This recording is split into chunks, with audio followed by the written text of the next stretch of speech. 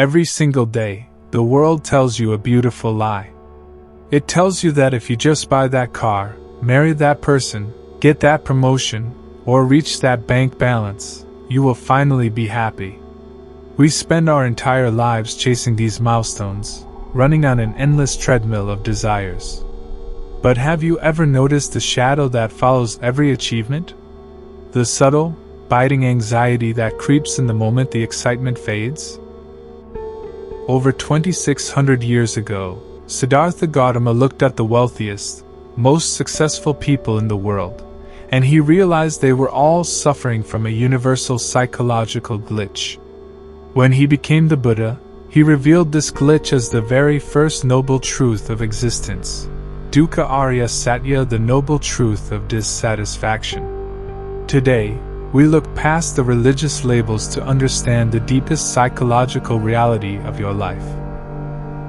In the Western world, dukkha is commonly translated as suffering. When modern minds hear this, they immediately think of extreme pain, disease, poverty, war, or death. They say, Buddhism is pessimistic. Life is not just suffering. There is plenty of fun, laughter, and joy. But the Buddha was not a pessimist. He was the ultimate realist. To understand dukkha, we must look at its literal meaning in the ancient Pali language. The word is made of two parts. Du, meaning bad or difficult, and ka, meaning the axle hole of a wheel. Imagine riding a cart where the wheel's center hole is deformed or out of center.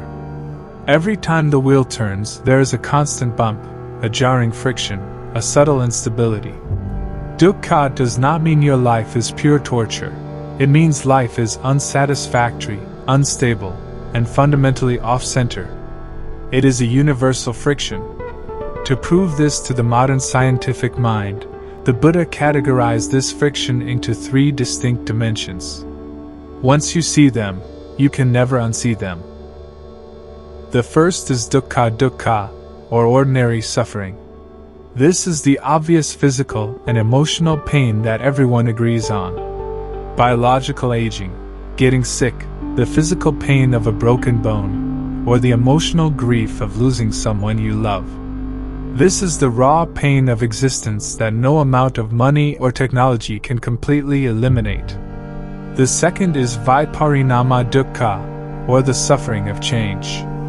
This is where the Buddha's psychology becomes incredibly deep. This is the anxiety born out of pleasure. Why?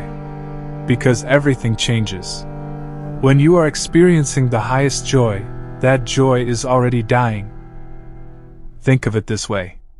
You are eating your favorite, most delicious ice cream. The first bite is heaven. The second is great. By the fifth bite, the pleasure diminishes. If you are forced to eat 50 scoops of it, that pleasure turns into actual physical torture. The ice cream did not change, the condition changed. The pleasure itself contains the seed of dissatisfaction because it cannot last. The third is sankhara dukkha, or the universal friction of existence. This is the deepest level. It is the existential dread that modern philosophers call angst. It is the subtle realization that our physical bodies, our cells, our computers, and the stars above are all conditioned, or sankhara. They are built by causes, and they are constantly decaying. Your biological body is working non-stop just to stay alive, pumping blood, replicating DNA, and fighting infections. The moment this constant, exhausting physical work stops, the body collapses. Life is a continuous struggle against entropy. Modern capitalism thrives on keeping you blind to dukkha. It promises you temporary fixes for an existential problem. It wants you to believe that your dissatisfaction is because you do not have the new model yet. But the Buddha exposes the trap. You cannot find permanent security in an impermanent world. Trying to find lasting happiness in material things or temporary relationships is like trying to build a castle on sinking sand. It is not that the sand is evil. It is just that it is the nature of sand to sink. Expecting it to hold a castle is the definition of delusion. Recognizing dukkha is not about being depressed. It is about waking up. If a doctor tells you that you have a hidden medical condition, they are not trying to ruin your day. They are giving you the diagnosis so you can seek the cure. The Buddha is the ultimate physician of the mind. By revealing the first noble truth, he is not telling us to give up on life.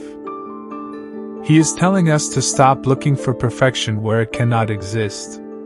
Only when you fully accept the diagnosis of dukkha do you open the door to find the real cause, the cure, and the ultimate path to absolute psychological freedom. Stay tuned for part 2, where we unlock the secret fuel that keeps this machine of dissatisfaction running, the truth of craving.